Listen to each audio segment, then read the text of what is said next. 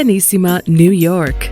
Your exotic skin, hair, and beauty source, and your one-stop shop for all your natural and organic skin and hair care, featuring authentic organic Moroccan oil and prickly pear seed oil and much more.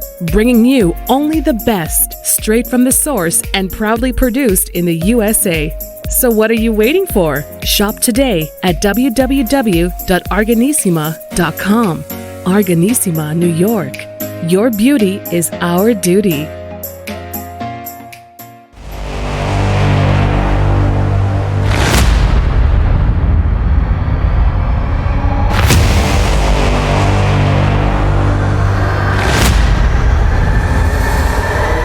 Folks, welcome back to the iHealth channel, iHealth Radio, with your host, Hurricane H. New day, new show, great topic, a topic I love. We're talking motivation, inspiration, and we will be bringing to you a guest who has bestsellers, books for many, many times, and also who has a unique experience that probably when we're going to hear about it, we'll be like, whoa, how did that even happen? And so it's going to sound a little funny as I'm just throwing these little nuggets here. But without any further ado, I'm bringing on Chancellor Jackson. Welcome to the show. Hey, blessings and balance to you, Hurricane. Blessings and balance to everyone that's tuning in. Big shout out to everyone that's tuning in. Y'all the real MVPs. So salute to y'all, man, for real. Yes, sir. Thank you. Thank you. Well, so Chancellor, first things first. Let's talk about your journey.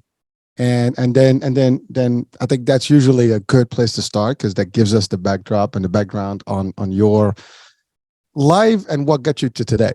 And for sure. For our audiences, that's going to be important. For sure. So like he said, the name is Chancellor K. Jackson, born and raised in Atlanta, Georgia. Played football the vast majority of my life. So that definitely played a huge factor into just the character development of, you know what I'm saying, the individual that's in front of y'all today. Got to played all throughout high school and got the opportunity to play Division I football down in Florida at Stetson University.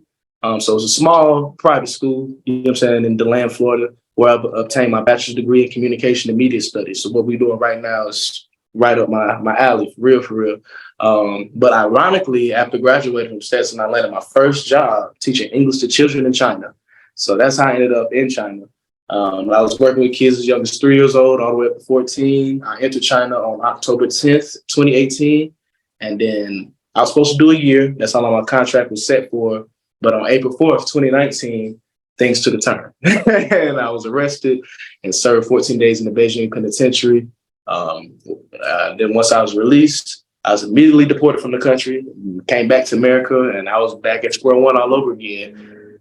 Like, trying to figure out what's going to be next, how I'm going to bounce back from, you know what I'm saying, taking this L, and stayed in education, fell into coaching football, started writing 14 Days in Beijing, and on the anniversary dates of April 4th, 2020, so one calendar year later, I released the first version of 14 Days in Beijing, and it was ranked number one new bestseller in 3 different genres.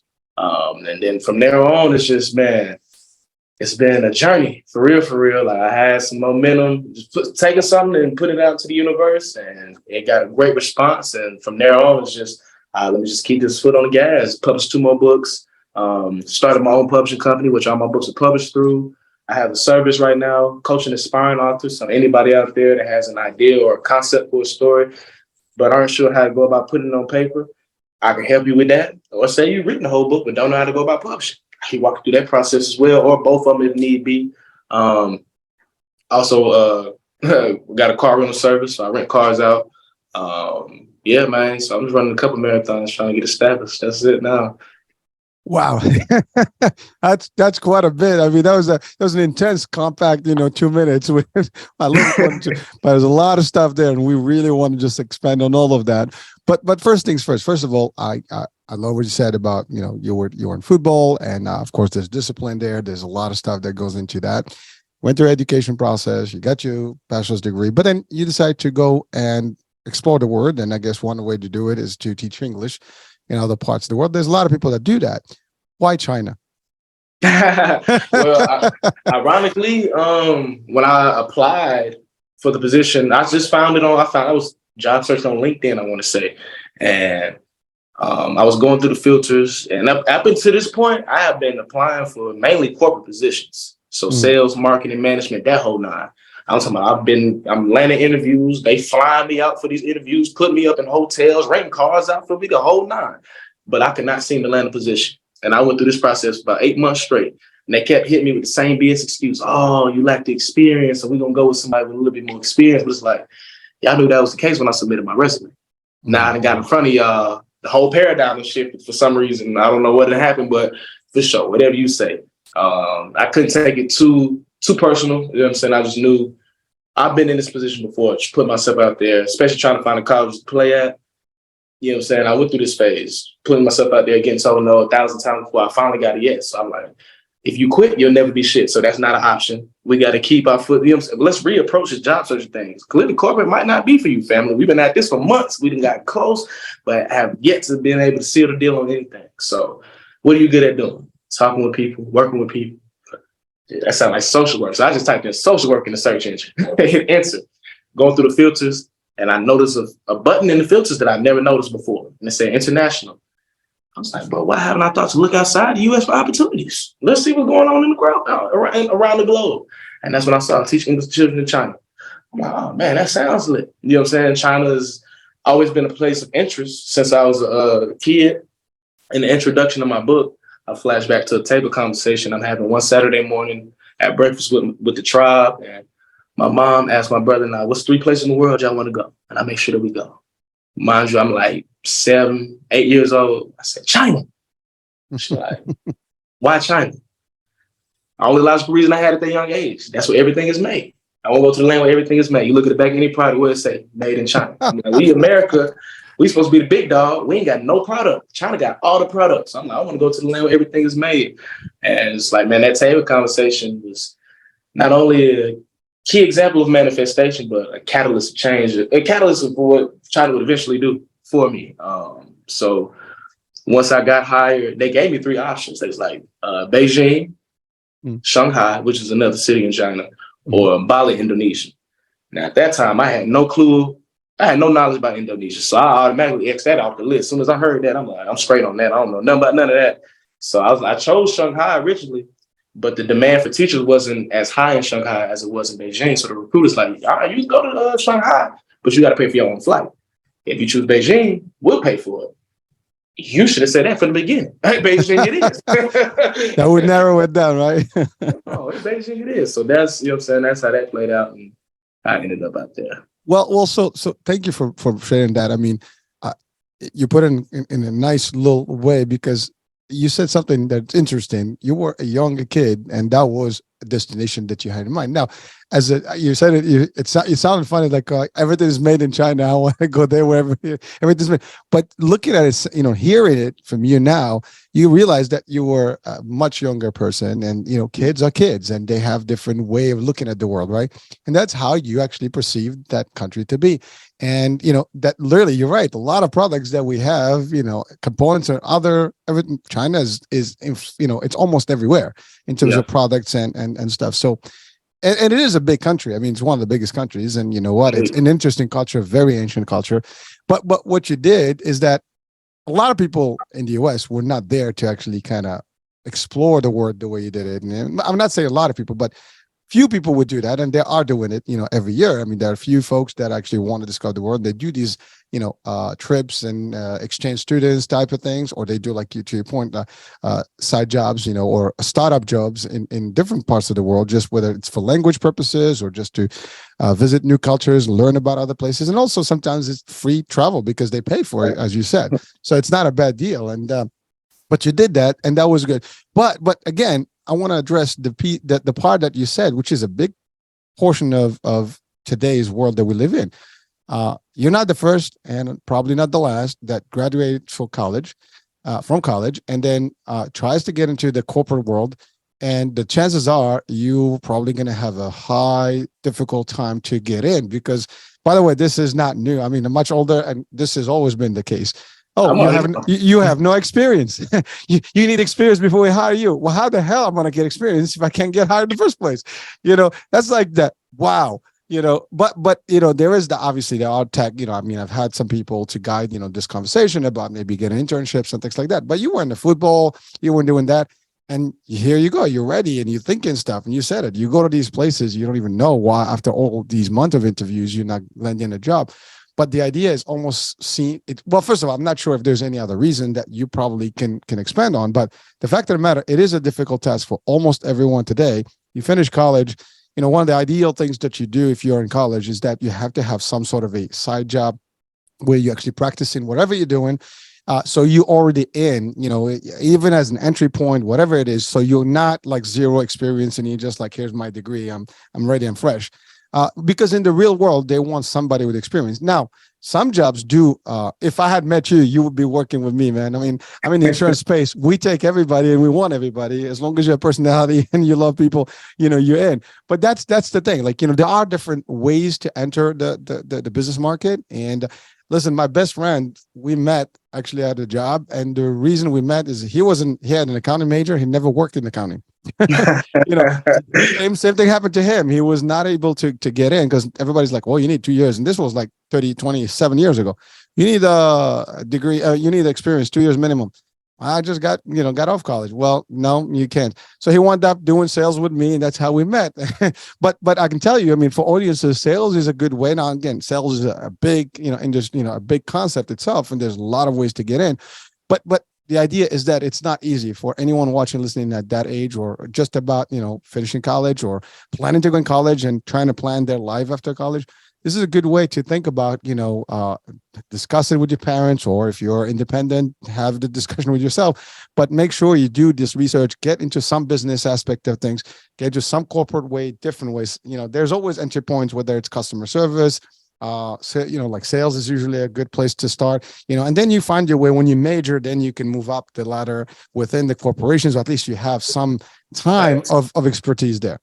Facts. Yeah. So, and I ain't take no internships. I wasn't doing none of that when I was in college. So once I graduated, I'm like, damn, I shot myself in the foot with that one. Well, again, listen, learned experience. I mean, but again, you had a different route. And by the way, everything happens for a reason. Everything that happened got you to today, which is, we can't discount that. And that's the other part. We don't know. We always try to plan, but we never know. We plan for how is it? Plan for the worst and expect the best, or something of that nature. That's the expression that goes. But the idea is nobody knows. Like, we all try, right? And everybody is like, I have this grandiose ideas, and I have this vision of where I'm going to be. But you got to just keep moving left, right, up, down, whatever. You just got to keep doing things. But if you have a little bit of guidance, sometimes it helps. And you think that, you'll have some sort of a guidance in the college level where people can tell you like, hey, get in here, get in there. But again, you specifically, you were in football. I know that is another, aspect of it, is that you are busy because you get games, you get this, you get that. You're not going to have time to do a lot of things. And that's also something, more difficult. Now, I know you didn't venture out to the big league for football, but that's okay. There's nothing wrong with that. That's a whole different world in its own. So you went to China to teach English, which is actually a great thing. I mean, obviously, English is the language of the business in the world, and it's an opportunity. And that, again, you're smart enough to realize that I got a skill that I can use anywhere, to do this. And that's the other thing. You go to basics. I mean, you're super smart because you can do all the other stuff, but you have something that someone needs, or some people need, which is a language. A lot of people actually listen. When I was a kid, I was born and raised in Morocco, and my teachers that taught me English in the American school were all people that were actually coming from the States to spend some time in Morocco, learn about the culture. But that was a way for them to get an income and to live there while they're actually enjoying, the time there. And it was that kind of thing, right? So it was like, what, we're checking out this nice little place, and we're gonna live here, and the cost is nice, and we're gonna make some money, but also discover the world around here, right? So that was always like impressive for me, and I've met a lot of people that did that, when I was much younger, and as learned that was high school days. But that was smart. Now you went to Beijing, great, it's a big place, a lot of people, different culture. I'm assuming. Yeah. I mean, you had to adapt and adjust to it. But now, what happened? I mean, jail. I mean, hold on. I want to say something. When I think about jail in China, it's like that old movie, Midnight Express, with the jail in Turkey. I think, you see a jail in China, you see a jail in Russia, you see a jail in Turkey. You see those movies where they show you it's like, it's terrible, it's bad, and I'm not take it light on this because you had to go through this. First of all, there's got to be a reason why you went there, and I'm not sure if that's something you can share or not. But what the fact that you went in, what was that like? I mean, that's got to be so devastating, especially American, Facts. So it's April 4th, 2019. I'm finna get ready. It's a day off for me. I'm finna get ready to head to an event to meet some colleagues and friends at. And before I go, I'm like, shit, I'm pre-game. So I'm in the apartment, drinking some Chinese liquor, listening to music, smoke some cannabis, just vibing out.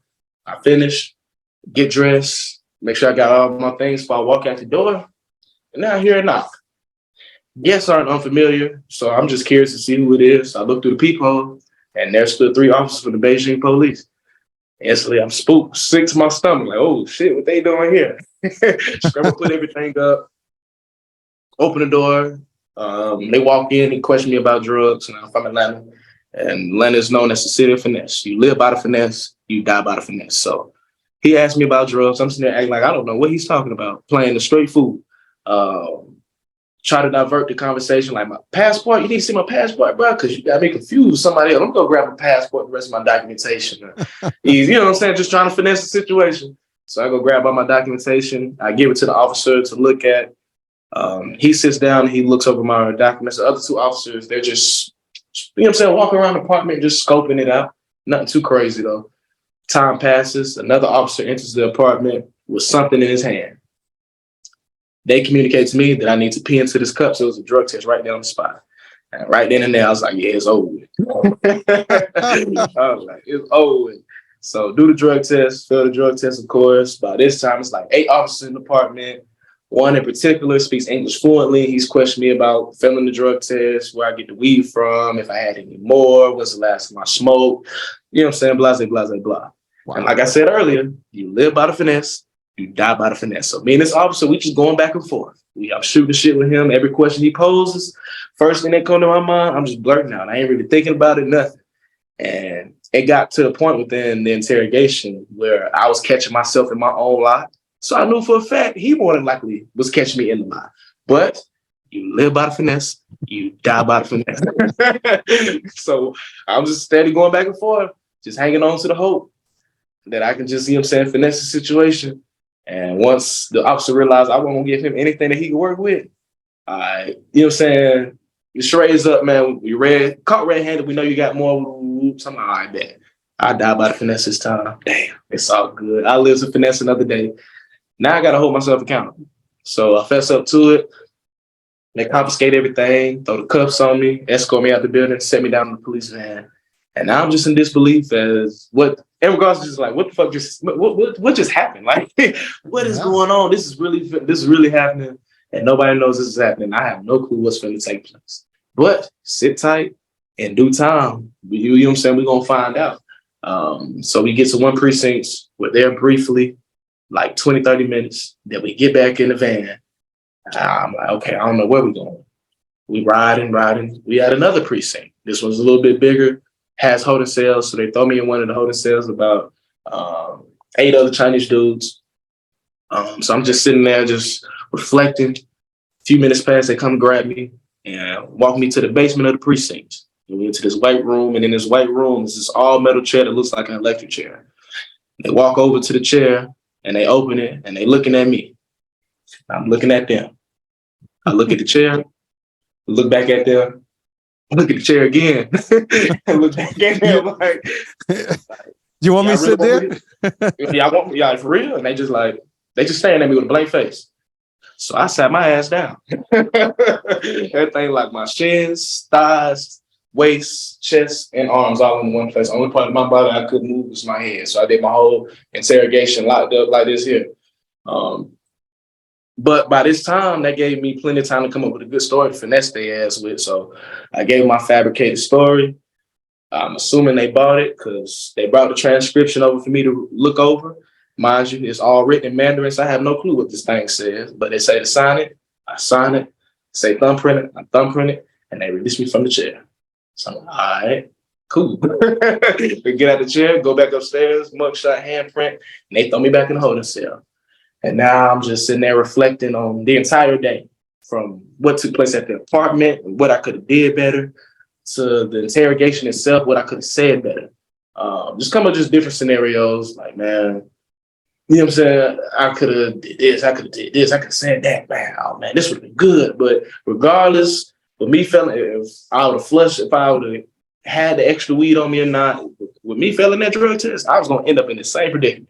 Just for failing the drug test, they still gonna lock you up. So I'm like, I was damned either way. So it really ain't even matter. But now my high is finally coming down. Sun is fading until it's still darkness. And so, you know what I'm saying? Hours done pass. Of course, they come get me from the holding cell, walk into the lobby, bring my basket of clothes, tell me to get dressed. I'm like, oh, all right, back. She ain't said nothing but a word. I got dressed and I'm waiting for the next set of orders. They had me follow them through a door that's behind the front desk and walk down the hall. And now we in this room that I can only assume is some form of evidence room, just because I see evidence bags everywhere. No sense of organization, structure, what's nothing. It's just hoarder. But in the middle of the room is a table. In the center of the table is everything that was confiscated from my apartment. So the officer sits down at the table and he takes the cannabis and he weighs it up right there in front of me. Now, this is an interesting phase within the book because one, as a reader, you're curious to know how much does he actually have on him. Two, when have you ever heard or saw law enforcement weigh whatever they just confiscated from somebody up right in front of them? I felt that was very strange and that was different. So that was interesting as well. But three, throughout this entire 14-day process, you have no clue what's going to take place, how long you're going to be here, how this thing operates. You have no clue what's going to go on. You learn as you go. I'm here to tell you I did 14 days. And as you read the book, you don't know what's going on until one day they just finally call your name to go. So with me not receiving no information whatsoever, only messages or signs I was able to receive were from my ancestors, my guardian angels, the higher powers, whatever you want to refer to them as. They sent me multiple signs and messages, let me know how long I would be in this predicament and how it would play out. And this was the very first sign I received and the only live in action sign I received. Everything else occurred in my dreams. So he weighs the weed up in front of me and it turns out to be 1.4 grams of cannabis. Now, for those that partake in cannabis, 1.4 grams isn't a lot. Even if you don't partake in cannabis, we're talking units of measurement. 1.4 grams is 1 gram. Yeah, it's nothing. It ain't a lot. But you look at that number. Imagine I got a whiteboard right here and I drew 1.4 on this whiteboard. And then I took an eraser and just erased that point. What number would you see? 14. Hence the title of the book. Now, did I catch that initially? Absolutely not. It went clean over my head. But that was the very first sign I received. So they put everything on paper. I can't read it, but they say sign it. I sign it. Say thumbprint. I thumbprint. And now we in the van. I look at the Chancellor, I'm sorry. 1.4 could be 41. Depends on which way you read it. I'm just kidding. But that is first of all, I didn't mean to cut you off. It's amazing that all this is happening and you have no representation, because we all have this expectation that if you're with the law enforcement that you have like what we know here as your rights, and they have to read your rights actually up front before they actually take you. They have to actually give you the attorney opportunity to make a phone call. None of that stuff that we know of has happened based on what you said. I mean, you were literally 8 people in, all guns up, all very serious people. And then now you're just kind of like taking for a ride and nothing. And now you say that instead of 1.4, it's 14. You didn't even realize that in a language that you cannot possibly, comprehend much and very little, communication. That had to be probably the most scary experience that anyone can go through because you have no idea what your life is going to look like at this point and where you're going to wind up. It is, and I think for our audiences, young generation, old generation, it doesn't matter. By the way, cannabis in most of the states now, it's comfortable and people are partaking in it and whatever the case may be. But in a lot of places, it is still illegal. And again, what was interesting is that they actually got a cup right there and the test was fixed right there. You don't even have to go to a lab and we got to figure out, I can't take it. 3 days later, you can get away with it. No, it's instant. You can't run from this. I mean, but that shows you how the system is different from what we used to. And lesson to be learned for all of us, in this world, that when you leave the United States, don't expect that you're American and everything else is going to be peachy. You're in somebody's territory, their laws, their rules and stuff. So don't go crazy and start like, trying to swing and have the arguments and be like, I'm American. I'm sorry to say it, but you might have some courtesy in some parts of the world, but not necessarily guaranteed. And good luck to have an embassy or consulate.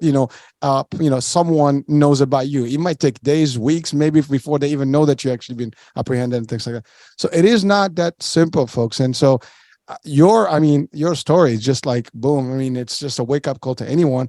Listen, we all love to have fun. We all love to party, but know the rules, whatever you are, know what to do, what not to do. You don't know what happened there. You don't know if someone snitching you and said, hey, this dude is or maybe someone got busted because they sold you the stuff and now you're declining. You don't know. And you're not going to know. But don't do that. And then same thing. You go to a club, you have some fun. You never know what can happen to you.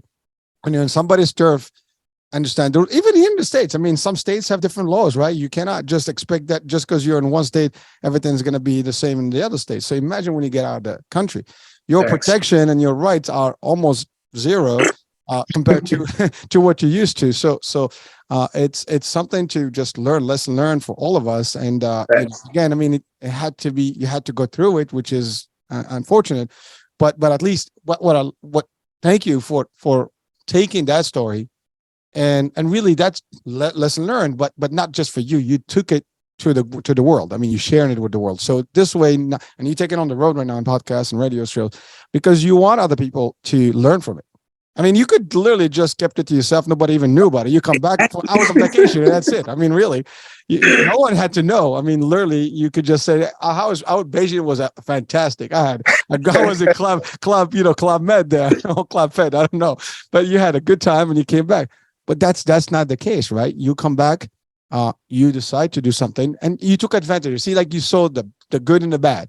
It was a bad situation. You turned it into a real good situation, which exposed you in the work of, in the world of, writing, and best-selling book. I mean, and believe me, I would think it would sell best. I mean, it is a great, story. As sad as it sounds, but it's a helpful story. It's an educational story. It's a learning story for many. Because listen, we all are human. We all love to have some fun, and depending on when you are, the fun can actually be too extreme, and then now you regret it. Few minutes of good stuff, and then the rest of it is just bad. And we see it in movies. You don't think about it that way until you actually talk to someone who has experienced it in real terms, in real life. Not a good place. No, facts. So 14 days. So what happened then? I mean, after they give you the 14. So the 14, is that how it is? 1.4 is 14 days? Is that? Well, no, that's just the symbol. That was just ironic. Like, oh, okay. I thought there was a correlation to that. I thought you would think so, but like, as I'm editing the book and I'm went over that part of the book. Okay, yeah, it told out to be 1.4 grams. So I'm looking at it, I said 1.4, and I simply just covered that decimal. I'm like, wow. You know what I'm saying? Just like, it's just a connection. Like, you know what I'm saying? The other sign I received, it's like day 3. I'm dreaming I'm with some random people in China. We smoking at somebody's house. I don't even know who these folks are. We just smoking, chilling, talking about getting arrested for cannabis, ironically. And one person in the group said, I heard if you get caught with more than 3 grams, it's an automatic month sentence. And as soon as that person said that, everybody in the room got quiet. And then I started to hear the officer's voice on the intercom to wake us up. So I'm starting to wake up. I'm like, oh, damn, I was dreaming. And I was sitting there just reflecting. Shawty said, if you get caught with 3 grams, that's an automatic month. Well, if I got caught with 1.4, that's less than half of 3. We talking about 2 weeks worth of time. Am I supposed to be in here for 2 weeks? I don't even think I can do 2 weeks in this place. This is a whole conversation I'm having. This is the exact conversation I'm having with myself. Like, you know what I'm saying? But I'm still not really thinking too much of it. But lo and behold, boom. You know what I'm saying? It's just crazy how it played out. But Chancellor, so when all this was happening, and now they I'm sure they put you in a cell and with other inmates. Now you were not sent to a formal jail. I mean, I guess you were just in the precinct at all this time. No. After they weighed that weed up in front of me, and I signed and thumbprinted that document. We got back in the van. I read the clock on the radio. It's like 1 o'clock in the morning. These folks arrested me at like 11 a.m. So I'd have been in custody all day, ain't ate or drunk nothing. But I really ain't even worried about none of that. Is these folks gonna let me go? That's the only thing on my mind. So I'm like, I done work with y'all, I've been compliant, energy been good. I'm like, there's no way they're not taking me up. So we riding. 40, 50 minutes pass, and we arrive at a facility detailed with tall walls and barbed wire. I was like, oh shit, we just That's it. No judge, no nothing. Oh no. We went straight to the facility. They took me to the nurse's office to do a quick physical. Took me to the changing room to get my official uniform. He gave me my plastic bowl, my plastic spoon, and took me upstairs to the second floor with a manor house. We get to cell 209. Mine's just like 4 o'clock in the morning at this point now. So the CO opens, everybody sleeps. CO opens the door. Instantly, my psych is thrown by the setup of the cell. Setup of the cell ain't nothing but a big rectangle. I say 15 yards in length, 10 yards in width. And the bunks, the beds, which are nothing but wooden planks, you take one big step into the cell, and then the beds start, and they stretch all the way to the back. On the beds, I describe it as a slumber party. All I see is a huddled body sleeping. Across from the slumber party are 2 Chinese inmates standing up against the wall, wide awake, watching them sleep. So, of course, with them being awake, we make eye contact. The last thing they expect to see come walking through this door was his brother with locks. The last thing I expect to see was 2 Chinese motherfuckers watching other Chinese motherfuckers sleep. So we just got this awkward moment of just eye contact, trying to feel each other out, like, what was going on? What these folk got going on? So I do a head count. All right, including me, it's 15 of us in this cell. I count the beds, 9 in total. It makes sense why it looks like a slumber party. To the left, it's the bathroom. It's its own separate room. All the walls made of glass, so everybody in the cell can see inside. You have a regular sink, a squat toilet, so pretty much a hole in the ground you got to squat over. And the shower ain't nothing but a water hose with a shower head duct tape to it. You got black mold coating the walls, gnats and insects and stuff flying around. So it's not the most sanitary place, to say the least. So I approached the slumber party trying to find a spot to lay down. And one of the inmates taking watch, wake 2 people up to make room for me, and they do.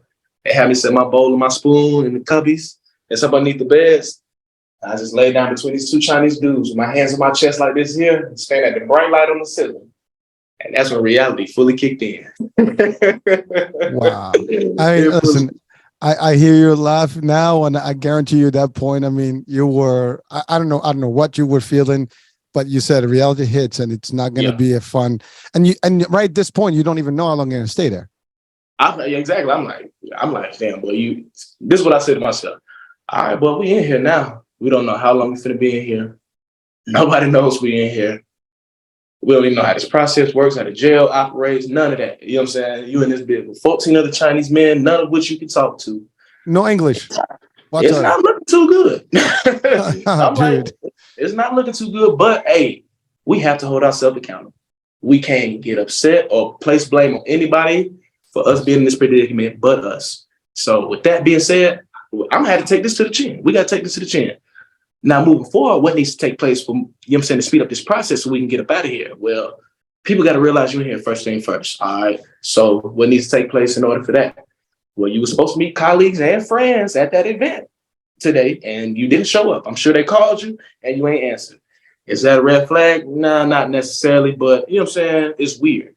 Now, if you don't show up for all your classes come Saturday and Sunday, our busiest days out of the week, all hell is breaking loose because now they got to find somebody to cover all those classes last minute. And 2, one of those colleagues we was gonna meet at that event, me and her worked at the same school, and she from Atlanta too, so she already gonna know. All right, he ain't show up to the event. We calling, he ain't answered. Now he ain't showing up for work, and we calling, he still ain't answered. Red flag, something is wrong. All right. That's one phase. The other phase, it's a big city. Anything can have happened. So for sure, but you know what I'm saying? Like, this been my dog since I done got to Beijing. You know what I'm saying? We both from the city. So yeah, that's, man, come on. We grew up sharing, we grew up together.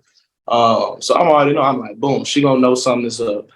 And she gonna definitely spread word to start looking for me. The other phase is I had a girlfriend at the time that still lived in America. We talked regularly. I said, when I don't respond to two of her messages, all hell is breaking loose. So I'm like, I know I'm acting.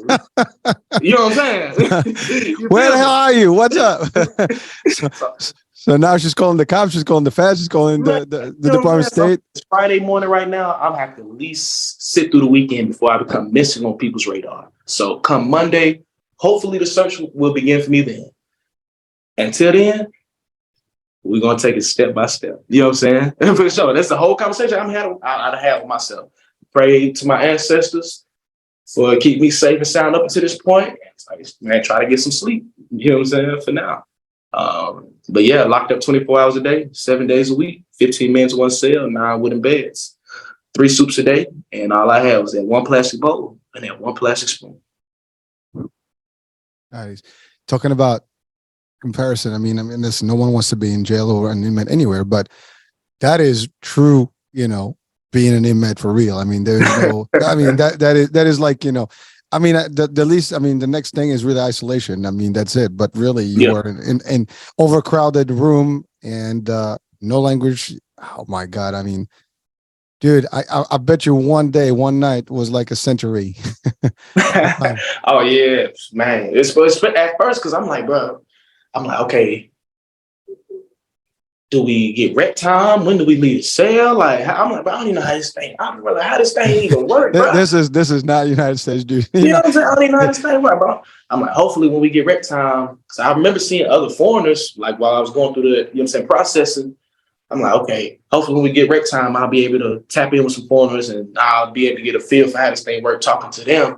But I'm like, damn, bro, it's been a whole day. We ain't left the cell. Okay, we might leave the cell, you know what I'm saying, every other day. I'm like, let's see how tomorrow goes. Tomorrow comes, I'm like, okay, it's the same exact thing. We still ain't left the cell. Okay, but so do we ever leave the cell? Like, you know what I'm saying? I'm like, I have no clue. I'm just learning as I go until I realize, yeah, we don't leave this mother. What, Chancellor, one thing that is curious is that all this, knowing that you were a U.S. citizen, you had a passport, and there was no discussion whatsoever about your, being an actual protecting the government. I'm talking about the whole time we going through I'm in custody. Like they don't arrest me. I'm not talking to them folks. My culture, we've been told not to talk to them people. Don't talk to the police. You know what I'm saying? Especially even if they directly talk to you, if you ain't got no representation, keep your mouth closed. So they weren't talking to me. I wasn't talking to them. They say jump, I say how high. The last thing I need to be doing is trying to get belligerent and bucking at these folks. That's not gonna make it any better. I'm violating. So you know what I'm saying? I'm just trying to keep everything cool, calm, and collected. You know what I'm saying? That's how I'm used to working my one with law enforcement. My energy be the reason why everything plays out in my favor. And even though it was ugly, it still played out in my favor. You know what I'm saying? It still played out in my favor. You're looking at the bright side of it, and you know what? To your point, maybe if you escalate a discussion, things can have gone worse. Maybe that 14 days becomes months. You never know. Come on. So how did it get to the point where you were just there and they just say, okay, you're out of here? I mean, how did that work? So the first few days, I'm the only foreigner, only English speaker in the cell. So on day 4, chapter 4, I moved to a new cell, and in that new cell, I'm amongst other foreigners, 3 other foreigners. One is a Russian dude from Russia. All he speaks is Mandarin and Russian, so I can't talk to him at all. The other foreigner is a Chinese American from California, English and Mandarin. So, you know what I'm saying? I could tap in with him.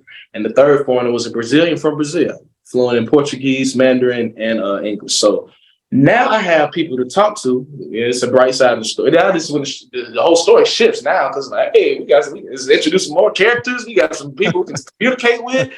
And you know what I'm saying? Now we can start connecting the dots as far as how this process works. It is crazy. Once I meet these new foreigners, everything was explained to them.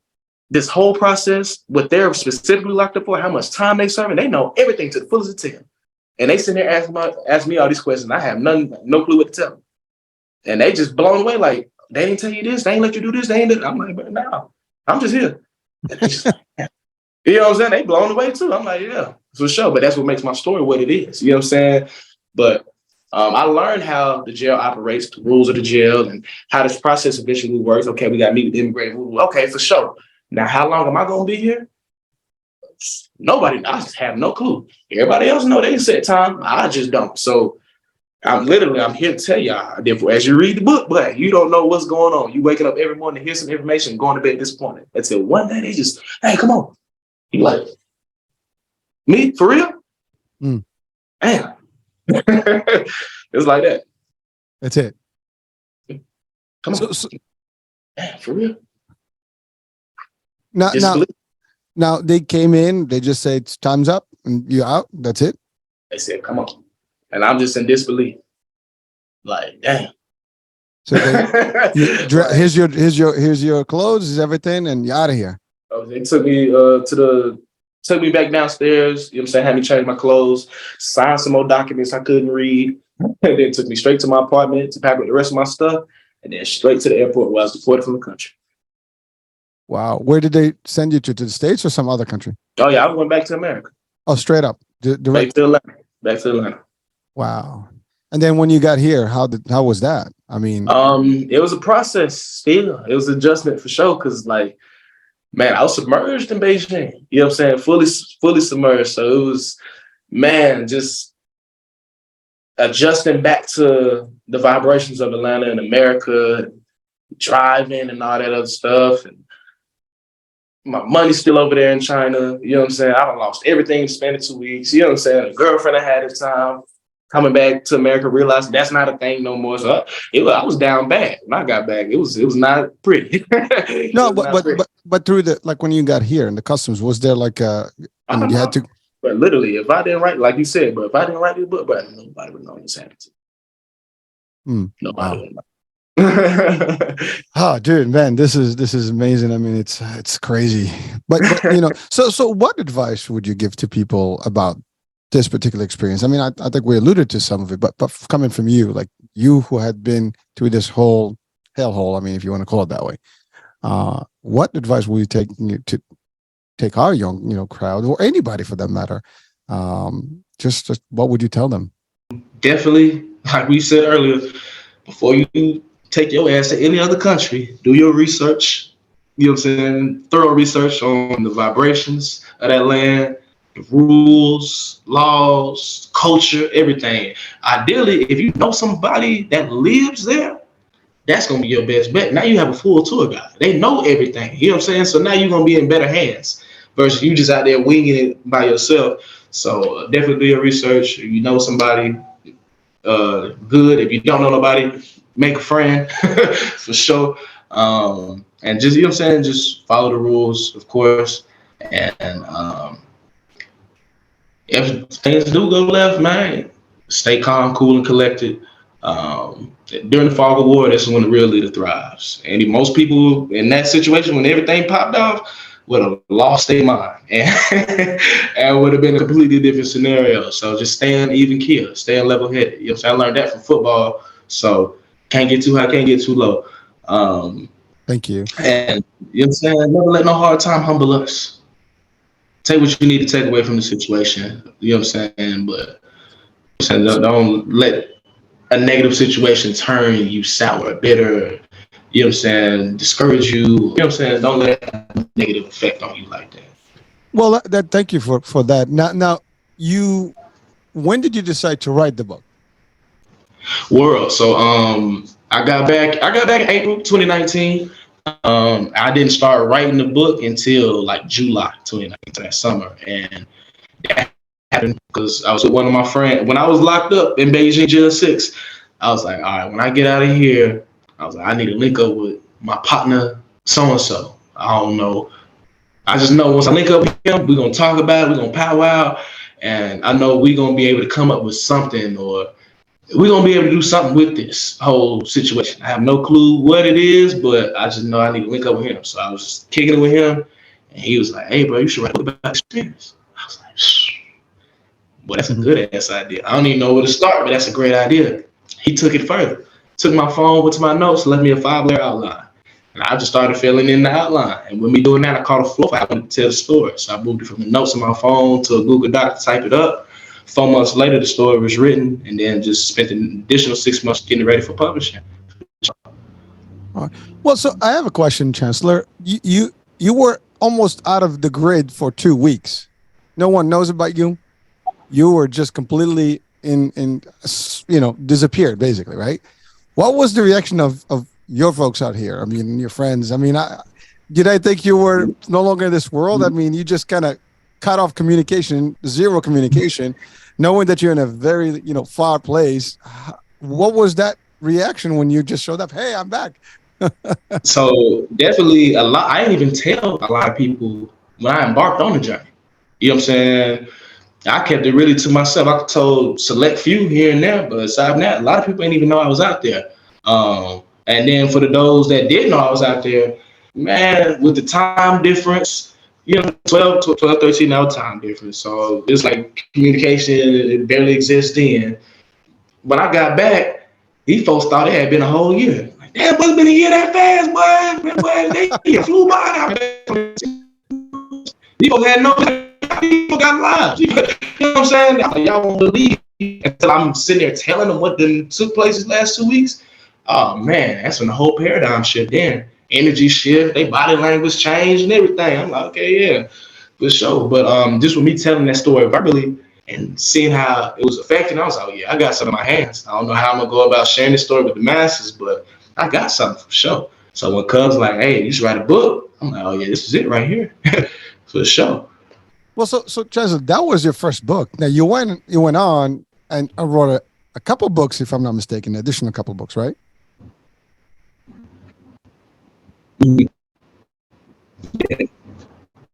Yeah. I published one book. All three books is a trilogy, and it's telling one long story. All right. So you have 14 Days in Beijing. That's book one. You Love, You Learn. Book two. Real Love Never Dies. Book three. And You Love, You Learn, and Real Love Never Dies. Pretty much, it's a romance saga. So it's pretty much a lot of women that read 14 Days. They was like, okay, you talk about this girlfriend you talk throughout the book, but you never get to actually speak to her. Then once you're released, that's the end. So what happened with you and her? How that story play out? We want to know on y'all. Da, da, da, da, da, da. So I'm like, all right, bet. So that's when You Love, You Learn takes place. It's really the prequel. Book two is really the prequel. So it takes place when I'm in college still, and that's when I met her, and it was my junior year, and then it carries over to my senior year of college. And Real Love Never Dies touches on me graduating, landing the job in China, the different stuff I was on in China before getting locked up, and then of course what took place after those infamous 14 days. So it's all telling one long story, but just with a little twist on it. You know what I'm saying? Still drama, still juicy, and all that stuff. So Chancellor, do you regret everything that happened to you, or you look at it different? If that didn't happen, you wouldn't be who you are today. Man, when football came to an end for me in November 2017, just last game of my career. You know what I'm saying? Ain't got no injury, none of it. It's just last game. Last time to hang these cleats up. I already know NFL ain't in the picture. Damn, Chance. But what's next? What we finna do? Who are you? What are you good at doing? What do you like to do? What do you want out of life? Who do you aspire to be? What do you aspire to be? What's your purpose? I couldn't answer any of these questions. So, but I'm like, I got some work to do. You know what I'm saying? I just got to start somewhere. So it took applying for them corporate jobs, getting told no, to finally, you know what I'm saying, getting told yes. It took all that for sure. To now sit and elaborate on myself thoroughly. Thoroughly. I wear a lot of hats now, a lot of titles for sure. Well, so you are also now taking it on the road and coaching people about writing books, about, maybe just how to structure themselves better. What kind of work that you do right now, and which form do you help people specifically? Yeah, so I have a client named Anthony McKinney who published his book through Collet Publications LLC back in October last year. I met him in 2021, early 2021. On a podcast show. He was a guest as well. And I'm just sharing my story. So he was like, after the interviews, like he put me to the side, like, hey, bro, I've been having this idea for this book. I don't know how to go about writing it, but this is something I really want to do. I'm like, let's do it for sure. I've been trying to help plenty of people up to this point. We get to a certain part of the phase and people just stop. I don't know why. You know what I'm saying? I don't know why. So I'm like, let's do it. This was the very first person to see it all the way through. And literally, he started from the very, just like how my partner did me. Start off with, I help him put together outline, and then showed him how to do just go. Now the outline there, bro, you should just start filling it in now. And now once it's all filled in, now we can go back, edit it, perfect it, structure it. Let's get the cover. All right, let's start setting it up. You know what I'm saying? Walking through the whole process. And upon his release, he was ranked the #1 new bestseller in 2 different genres. Wow. And so now this is your thing. I mean, now you are fully invested into helping others go through the process, putting in the book, the outline, writing them, going through the actual publishing, and helping them through the whole process of publishing a book. And do you also do any talk shows? Well, I mean, you do talk shows right now. Do you do any like coaching type of thing for maybe the youth or anything, or not yet? Yes. I started, became a life coach in 2021 as well, and we was working with at-risk teens in my county. So kids that got arrested for drugs, you know what I'm saying? The judge is like, y'all can do this time, or y'all can join this program to rehabilitate yourself. So they chose to join the program. My former track coach from high school, he has a nonprofit organization called the UMA Foundation, Uplifting America's Youth. It was founded back in 2005.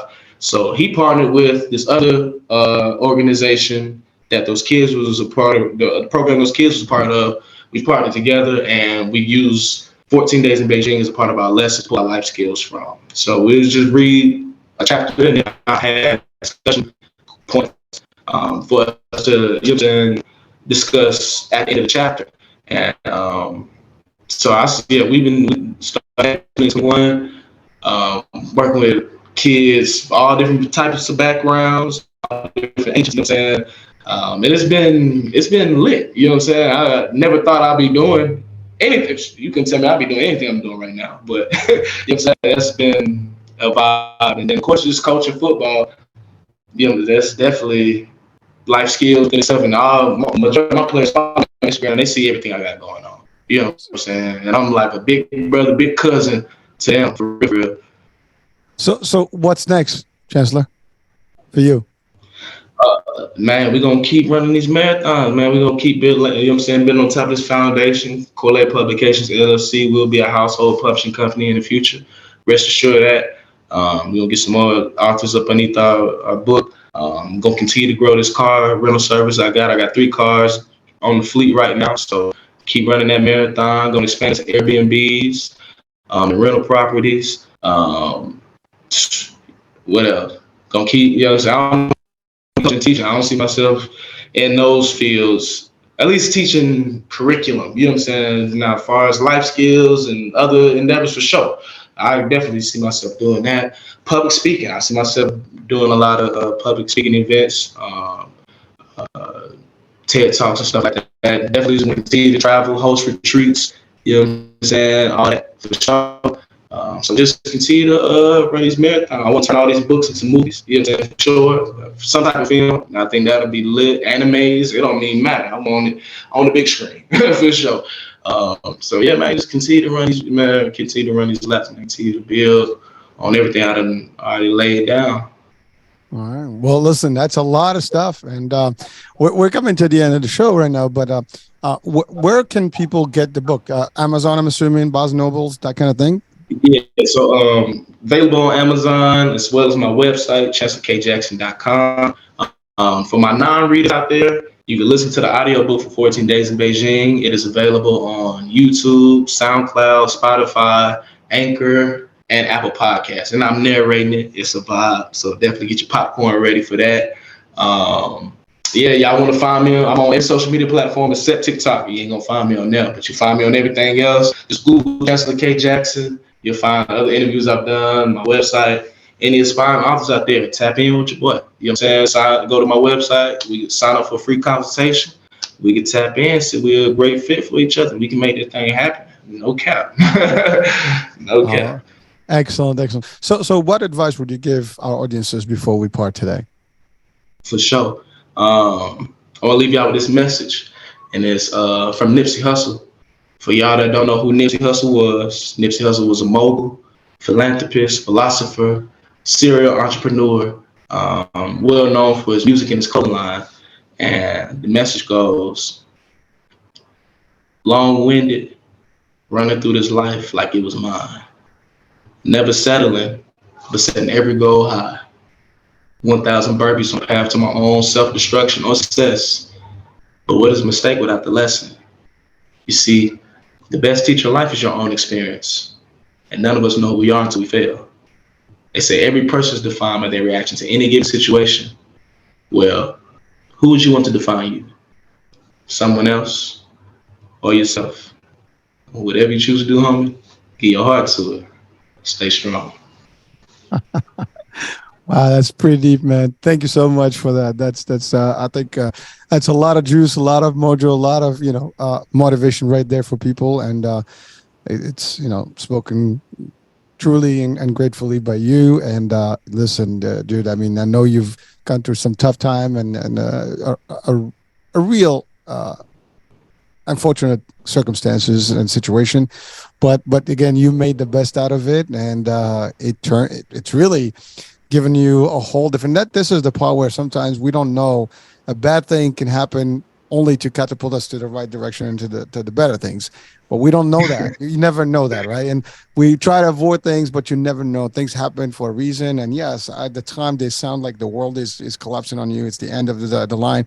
But then you don't know. Now, of course, we don't want to jump in and take the risk unnecessarily. But if sometimes things happen, it's your mindset, how you look at it. You could have completely said, you know what, I hate this world, it sucks, whatever, and then you just got in the worst place. But you took it to the positive route, and launched it, and now look at you. You are motivated, inspiring others, helping people, and the journey just is literally still too young for you. I mean, there's plenty of time. You're still young. I mean, there's a lot of action. I'd like to eventually bring you back, maybe in a year or two, and see like where you at, and just continue the discussion, man. All right. For sure, man. Appreciate you having me. For sure, man.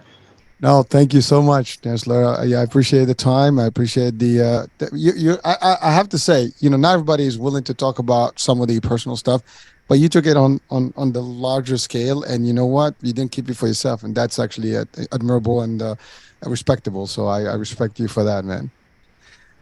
Appreciate it. And big shout out to everybody that tuned in, man. If y'all stay in tune for the whole episode, hey, man, real MVP, like I said earlier, for real. Thank you. So, folks, I hope you enjoyed our show today and you've learned a lot. And do follow Chancellor's work and his site, his all the stuff that he's doing. There's plenty to learn here, and please do. So that being said, we are at the end of the show. I'm Hurricane H. We'll be talking soon. New day, new show, new topic. Talk soon. Bye for now.